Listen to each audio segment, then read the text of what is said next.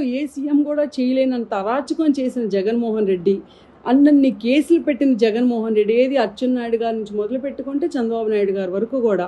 చిన్న ఆధారం కూడా లేకుండా జస్ట్ ఒక వెంజన్స్తో, ఒక కోపంతో, రివెంజ్ మోడ్లోకి వెళ్ళిపోయి సైకోలాగా పిచ్చి పిచ్చిగా కేసులు పెట్టి టార్చర్ చేసి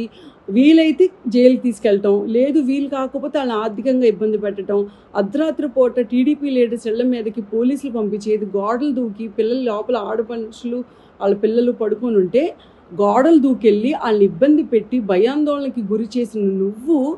ఈరోజు సిగ్గు లేకుండా ప్రతిపక్ష హోదా లేకపోయినా పరిగెత్తుకొని హెలికాప్టర్ ఎక్కి మరి నీ తోటి ఫ్యాక్షనిస్ట్ అయిన పిన్నెల రామకృష్ణారెడ్డిని కలిసి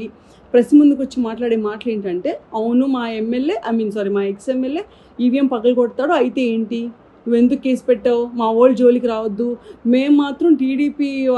అంటే టీడీపీ కార్యకర్తలు తలలు పగలు కొడతాం, టీడీపీ కార్యకర్తలు రోడ్డు మీద కనిపిస్తే అడ్డంగా నరికేస్తాం, టీడీపీ లీడర్లు వాహనాల్లో ఎక్కడికైనా వెళ్తే వాళ్ళ మీద రాడ్లతో దాడి చేస్తాం, మా ఇష్టం వచ్చినట్టు మేము అరాచకం చేస్తాం, అయినా సరే మీరు మాత్రం ఏం మాట్లాడటానికి లేదు, మీరు మా మీద కేసులు పెట్టద్దు, మీరు మా జోలికి రావద్దు, అలా కనుక వస్తే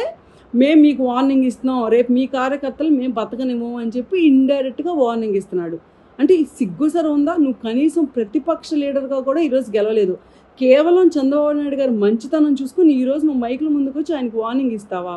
ఒక్కరోజు బాబు గారు మంచితనం పక్కన పెట్టి ఒక్కరోజు ఆయన కళ్ళు మూసుకొని టీడీపీ కార్యకర్తల చేతి కనుక అధికారం ఇస్తే నీ పరిస్థితి ఏంటి? ఆ చుట్టూ కట్టుకున్న చూడు పెద్ద ఐరన్ మెషిన్ ఇంత మందానా, అది కూడా నేను కాపాడుకోలేదు, గుర్తుంచుకో. పోన్లే కదా నువ్వు ఊరుకుంటున్నావు, మరి నీకు గుర్తుందో లేదో తెలియదు కానీ ఈరోజు నువ్వు పెట్టిన ప్రెస్ మీట్లో నువ్వు ఇచ్చిన వార్నింగ్లు నిజంగా కనుక ఎవడైనా కేసు పెడితే